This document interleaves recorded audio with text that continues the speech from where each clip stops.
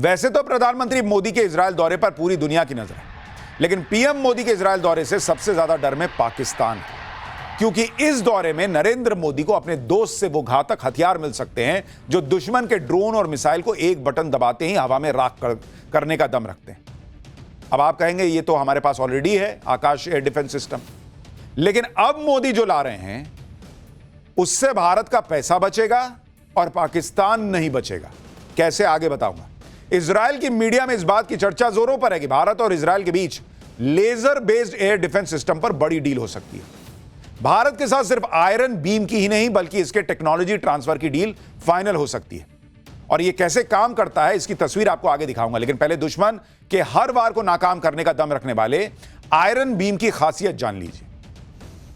देखिए, iron beam को Israel की डिफेंस कंपनी ने दुनिया भर में अपना लोहा मनवा दिया और एयर डिफेंस सिस्टम आयरन डोम जैसा ही इसको डिजाइन किया गया है। आयरन डोम जहां मिसाइल से दुश्मन के टारगेट को गिराता है, वहीं आयरन बीम शक्तिशाली लेजर बीम मारती है और टारगेट को ध्वस्त कर देती है। इसकी रेंज 10 किलोमीटर तक होती है।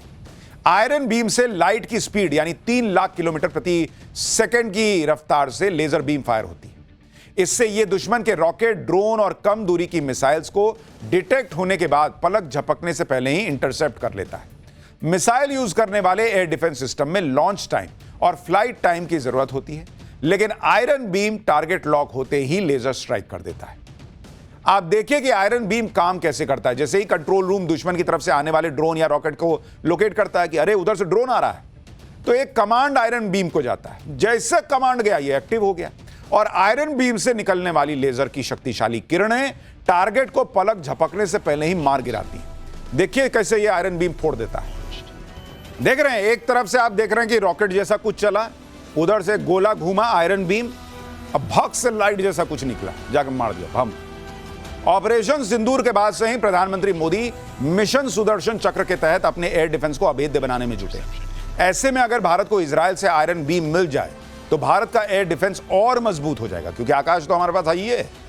भारत और इजरायल के बीच आयरन बीम को लेकर होने वाली डील की खबर से पाकिस्तान के होश उड़े हुए हैं, क्योंकि आप देखिए ऑपरेशन सिंदूर के दौरान पाकिस्तान ने कई बार भारत की सीमा में अपने फूके हुए ड्रोन और रॉकेट दागने की नाकाम कोशिश की, लेकिन भारत के मजबूत एयर डिफेंस सिस्टम ने इन्हें हवा में मार गिराया।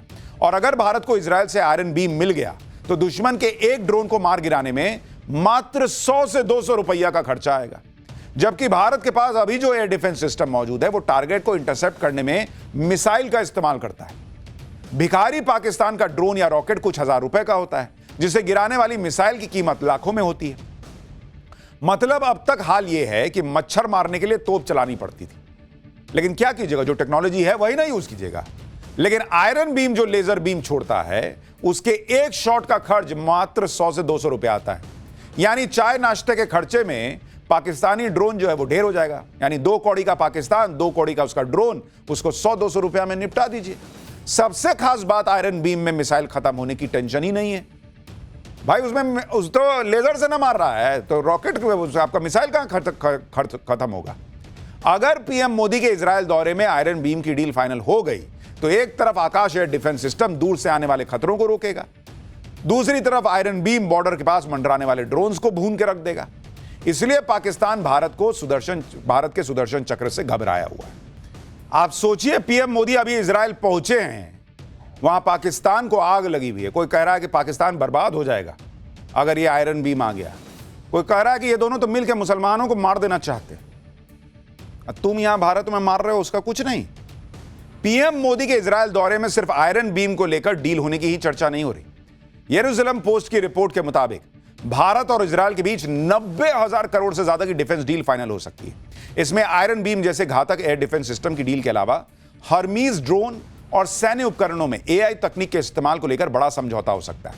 रिपोर्ट के मुताबिक भारत और इजरायल के बीच Spice 1000 guidance kit, air to ground missile, Ice Breaker naval cruise missile और सुपरसोनिक लोरा मिसाइल के लिए भी एग्रीमेंट हो सकता है। पीएम मोदी के इजरायल दौरे के बीच भारत और इजरायल के बीच एक ऐसे गठबंधन की बड़ी चर्चा हो रही है जिससे पाकिस्तान अलग घबराया हुआ है। दरअसल पीएम मोदी के दौरे से पहले इजरायल के पीएम ने हेक्सागन गठबंधन का प्रस्ताव रखा है। नेतन्याहू ने बताया कि इस गठबंधन के कोर पार्टनर के तौर पर भारत और इजरायल के अलावा ग्रीस और साइप्रस इसमें होंगे। इसके अलावा अरब, अफ्रीका और एशिया के कुछ देश इसमें शामिल हो सकते हैं। मीडिया रिपोर्ट्स में दावा है कि कट्टरपंथी शिया और सुन्नी संगठनों से निपटने के लिए गठबंधन बनाया जाएगा। इस गठबंधन का ऐलान ऐसे वक्त में हुआ है जब इजरायल और ईरान में तनाव चल रहा है, जब पाकिस्तान, सऊदी अरब, तुर्की के बीच अरब नाटो की चर्चा हो रही है। हालांकि इजरायल के इस प्रस्तावित गठबंधन में भारत शामिल होगा नहीं होगा यह अभी क्लियर नहीं है, लेकिन इस गठबंधन के ऐलान भर से ही पाकिस्तान की धड़कनें बढ़ गई हैं। पीएम मोदी के दौरे से पहले ही मंगलवार को पाकिस्तान की संसद ने इजरायल के प्रस्तावित गठबंधन के खिलाफ एक प्रस्ताव पास कर दिया।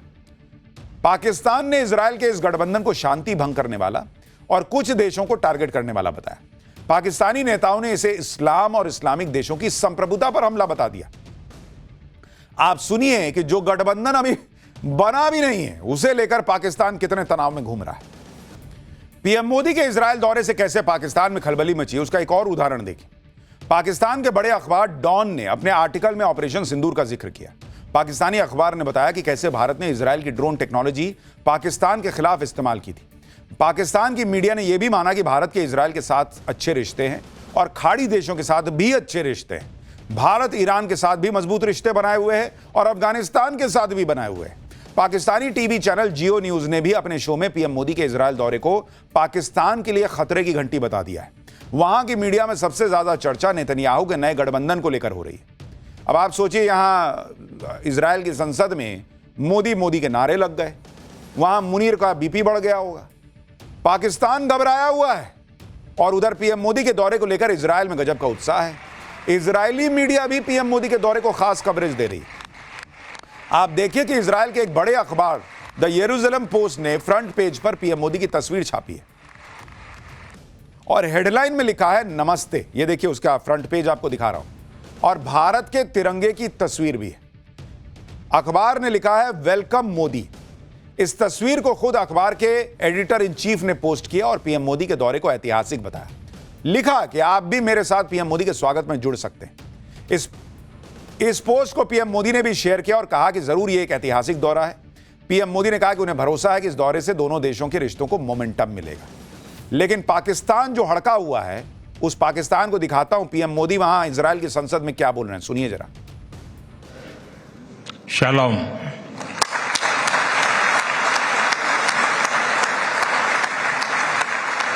नमस्ते।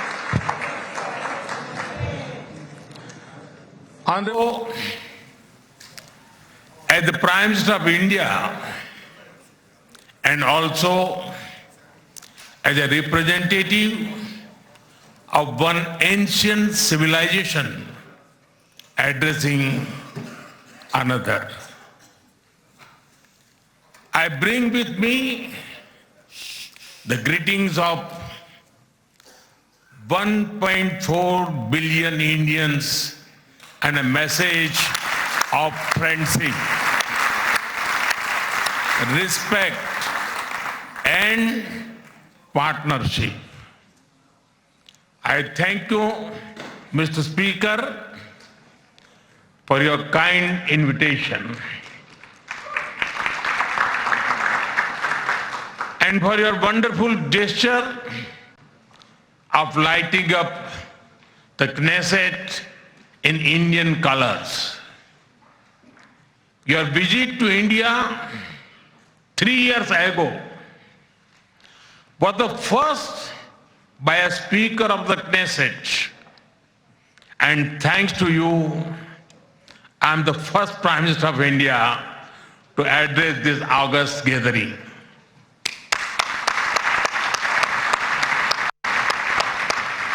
Nine years ago, I had the good fortune to be the first Prime Minister of India to visit Israel. And I'm very happy to be here again, returning to a land to which I have always felt drawn. After all, I was born on the same day that India formally recognized Israel, September 17, 1950.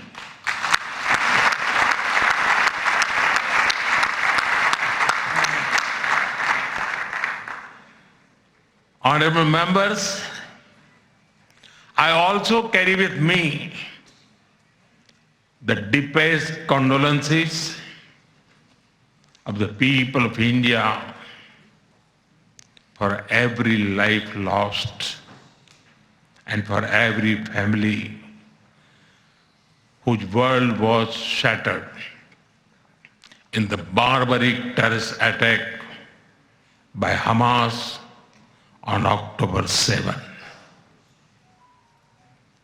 We feel your pain. We share your grief. India stands with Israel firmly, with full conviction in this moment and beyond.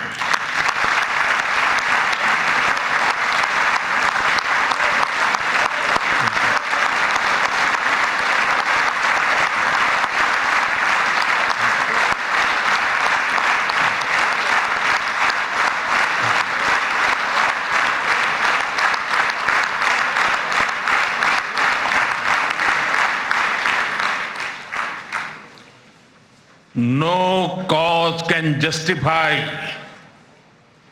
the murder of civilians.